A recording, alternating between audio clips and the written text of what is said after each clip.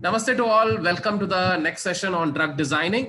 In this session, we are going to see about the next type of protein structure prediction, that is ab initio protein structure prediction. So in this, basically, as we have seen in the previous also, like how the homology modeling is done, here it is basically about the clusters. So how the clusters is formed, and then from the clusters, how the structures can be initiated and predicted. So that is only we are going to see in this particular session now. So the protein structure prediction, if you see, is the prediction of the three-dimensional structures of the protein form. It's an amino acid sequence, that is the prediction of its tertiary structure from its primary structure. So what we are going to take is, we are going to take the sequence and then taking the multiple sequence alignment, we are doing that, and then we are going to have our prediction from the primary structure to form it as a tertiary structure. So in the different models, how it looks like and how the combination occurs. So all these things is done with the help of ab initio protein structure prediction only. So if you see the protein structure prediction methods, it is like similar protein structures. We will take it. So which are very similar. So that sequencing will be done and the matches will be done. And after that, we will take the sequence. After taking the sequence, we will see that whether it is available or not. That part we have to see. If it is available, then that becomes as template based method of prediction. If it is not available, then we have to prepare a new model by which the structure looks like. So that is called as ab initio modeling. So what is ab initio modeling? So ab initio modeling, what it does is it conducts a conformational search under the guidance of a designed energy function. So what happens is, we are having a pool. From that pool, they will just search that which looks similar, which structure looks similar, and that structure will be taken up. And with that structure as a template, what they do is they create their new structure now. So that is how the conformational structure is being created by the ab initio modeling. So this procedure usually generates a number of possible conformation structure decoys. Decoys means like a, you can say like a replica or like a dupe, you can say. So, and final models are selected from them. So there are so many things which have been done here. So here what happens is they will search from the pool. So many similar sequences are being taken up. After taking the similar sequences, they will make the primary structures of all. Okay. Then from that primary structure, the secondary or the tertiary structure can be evolved out of the ab initio modeling then.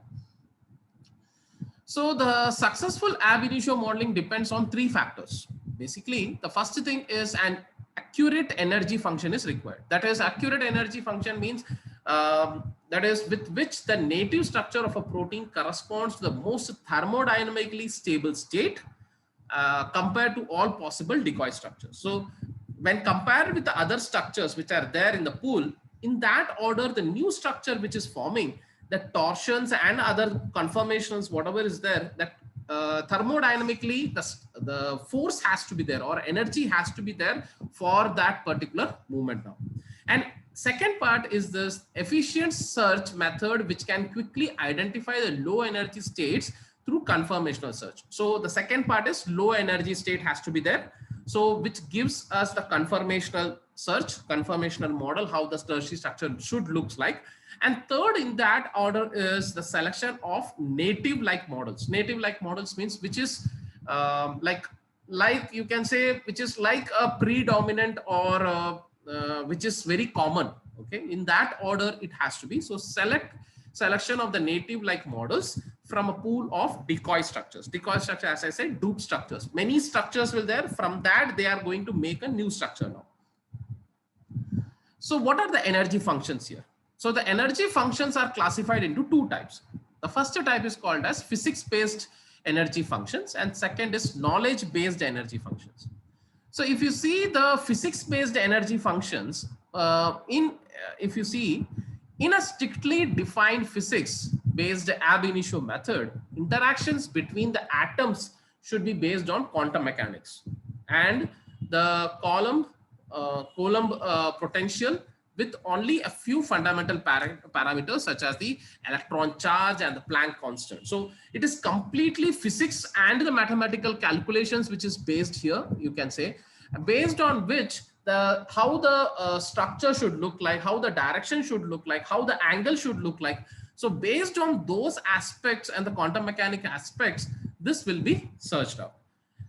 And all should be described by their atom types, where only the number of electron is relevant. So that is very important here. Based on the number of valency and the electrons surrounding the atom, this will be searched. So this is being taken up from the Halger et al. Of 1974 and the Winger et al. Of 1984. They have just done the research and they have given the data here.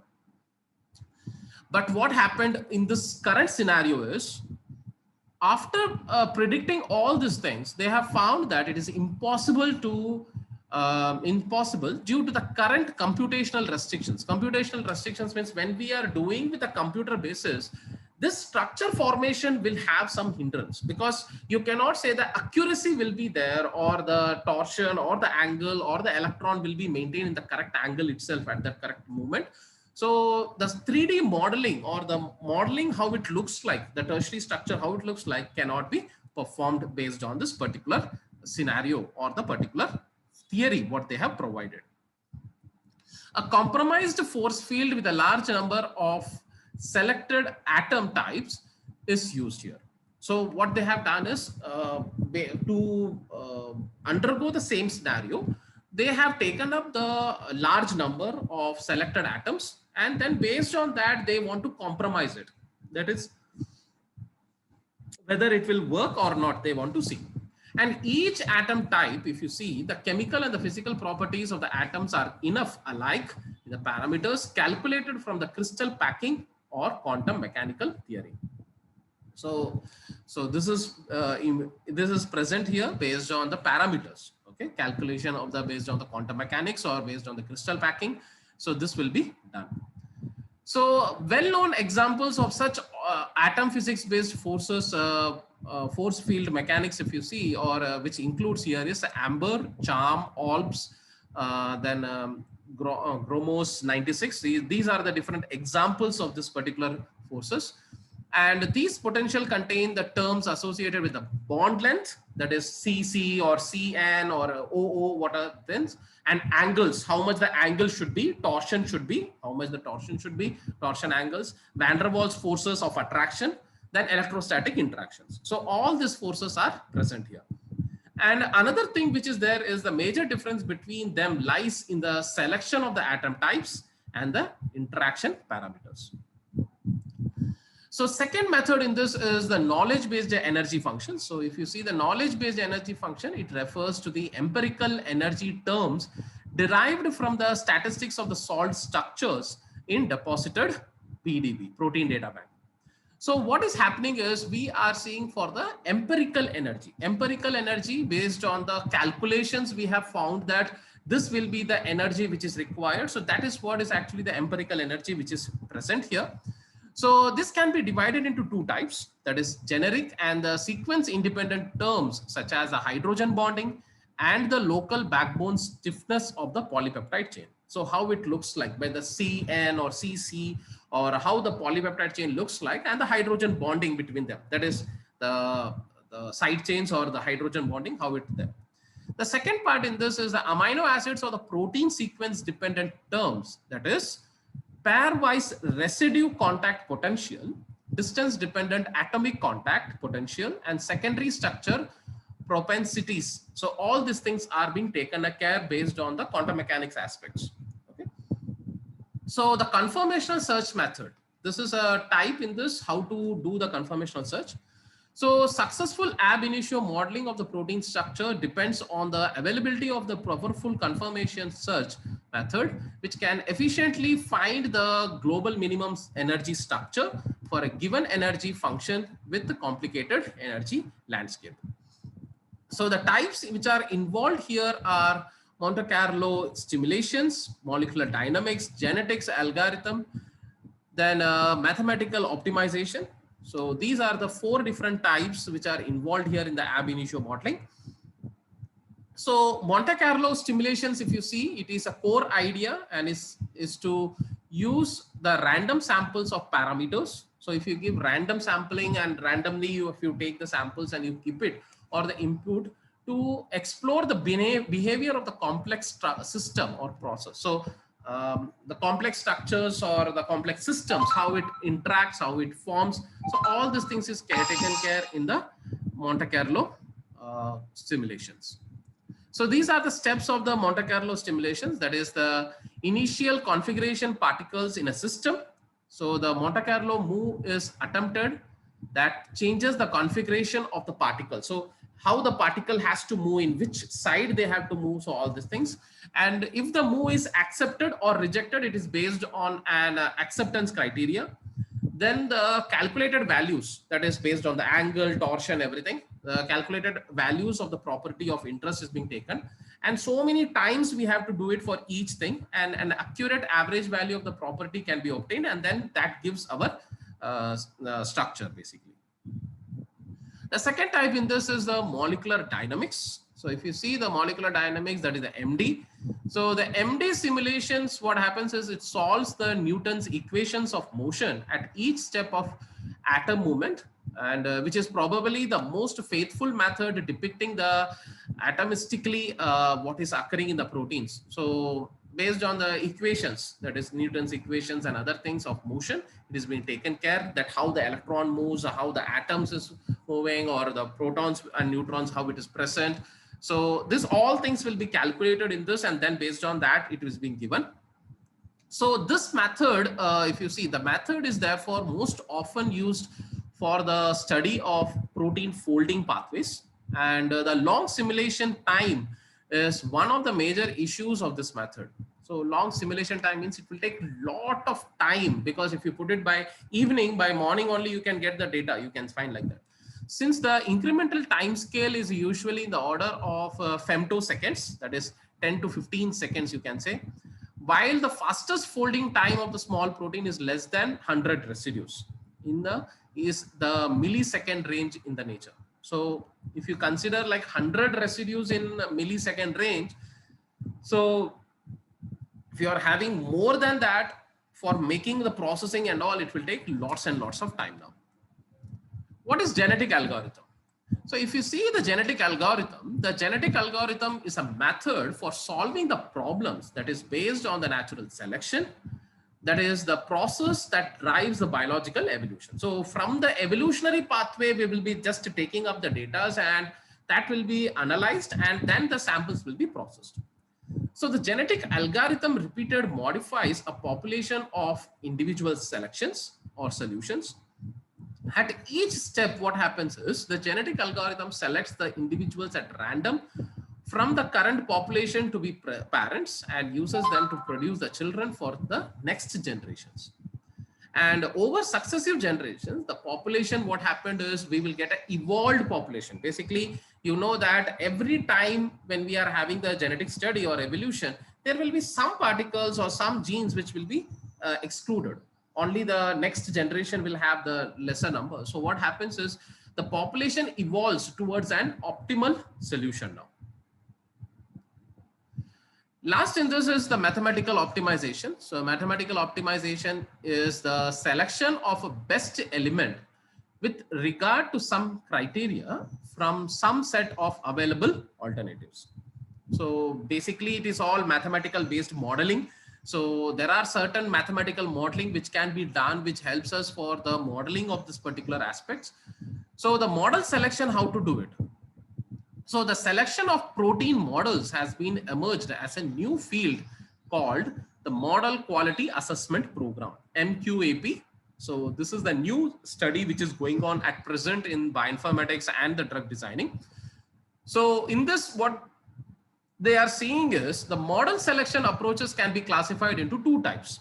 That is energy based and free energy based. Two models are there. So in this also the physics and the knowledge based energy functions will come, because it is an energy function based. So the physics based energy function, as we have seen, it selects the decoy with the lowest energy. That is the most important. There we have seen that 3 criteria and other things. So here what we are doing is we are taking only the decoys, that is dupes or decoys, and with the lowest energy which is there, that only will be taken up. If you see the knowledge-based energy function, the Sippel developed a pairwise residue distance-based potential in 1990 from his data using the statistics of known protein database structures in 1990. He used from the database only, and he created a pairwise residue distance-based potential. And its new version is the PROSA 2, and it was being given by 1993 by Sippel itself, as well as it was modified again in 2007 and published with the authors of Winderston and Sippel. And a variety of knowledge-based potentials have been proposed, which includes the atomic interaction potentials, solvation potentials, hydrogen bond potentials, torsion angle potentials, and many more. So if you see the next to this, the sequence structure compatibility functions. So if you see the sequence structure, so sequence structure means you know that in a protein polypeptide chain, you are having CN is common in between peptide bond. Along with that, there are certain other bonds are also there, like CC, CO, CN, NN, or CNO, OO, like that. So many bonds are there. So based on that, how it is. So the best models are selected not purely based on the energy functions. That is free energy function models. These are. So they are selected based on the compatibility of the target sequences to the model structures. So the target sequence, if it is there, based on that, the model structure, how it looks like, from that they are taken. So earliest and still successful example is that by the Luthi et al. Of 1992, who used the trading scores to evaluate the structure. So what he did was he used the scores. That is, we have already seen in the previous session what is meant by scores. So he used the threading scores to evaluate each structure, and then based on that, he took that and he predicted it. So Kolovs and Ethies in 1993 later used a quadratic error function to describe the non-covalently bonded interactions. We know that there are so many non-covalently bonded interactions are there in the polypeptide chain. So like among the CC, CN, CO, NN, NO, and OO, where the near native structures have fewer errors than other decoys. So what is clustering of decoy structures? We have talked about many things like decoys and all these things. What is clustering of this? So the cluster analysis of the clustering is the task of grouping a set of objects in such a way that the objects in the same group called a cluster are more similar in some sense or another, you can say, and to each other than those in other groups, that is clusters. So the cluster center conformation of the largest cluster is considered the closer to the native structures than the majority of decoys. So in this cluster, you can say that there are so many structures, similar structures, that is multiple sequencing. When we do, after that, we get so many structures out of it. That's all structures have been placed in this particular clusters. And from that, we are going to pick up the particular similar structures which are there. So in the work by Shortall et al. In 1998, for all the 12 cases he tested, the cluster center conformation of the largest cluster was closer to the native structures than the majority of decoys. So native structures means which are closely related, nearby only, not the very like duped one or replica one, like that, nothing is there. Or you can say the cluster center, it is being were ranked as top as 1 to 5% closest to their native structures. And then from that, they are being taken. So these are the different algorithms and servers of the ab initio modeling. You can see that Amber and Charm, Opals, by then Ernest, which is there. It is physics-based. This is also physics-based. Lowest energy is based on the cluster and the free energy. Astrofold is by the lowest energy and physics-based. Rosetta, it is like physics and knowledge-based, and cluster and free energy in this. Monte Carlo it is. And if you see the TASR and Chunk TASR, that is the knowledge-based. It is also Monte Carlo only, that is the cluster free energies. And ITASR, if you see, it is by knowledge-based MC, cluster free energy. So when you want to represent this in a table form, you can just give this names for the representation part for the exam point of view.